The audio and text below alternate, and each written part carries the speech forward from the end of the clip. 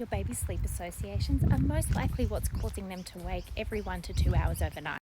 It's not because you're doing anything wrong or bad, and neither is your baby. They are just habits that when your baby goes through the 4-month sleep regression and their sleep cycles mature and become more like ours, for the majority of babies, the way they go to sleep becomes the way that they want to be resettled every 1 to 2 hours.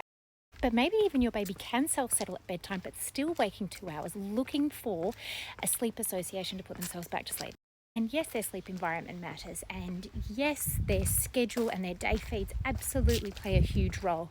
But chances are your baby's sleep associations are causing them to continue to, or rather, it's normal for them to wake, but they're unable to put themselves back to sleep independently without your assistance. And this is where sleep training comes into play, because sleep training is doing less of what you are currently doing in order to support your baby in how to fall asleep and put themselves back to sleep independently, self-settling.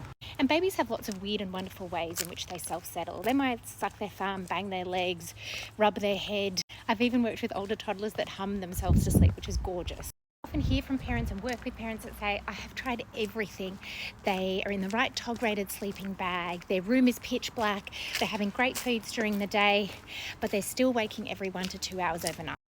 Chances are that when we look at what's happening overnight, there is either a quite heavily handed sleep association that is no longer sustainable, or there is an element of confusion at each wake up. So maybe sometimes they get patted, sometimes they get a bottle, sometimes they're left to self. So we need to go into the night and bedtime with a really consistent, clear pattern for your baby to pick up on that supports them in putting themselves to sleep and staying asleep.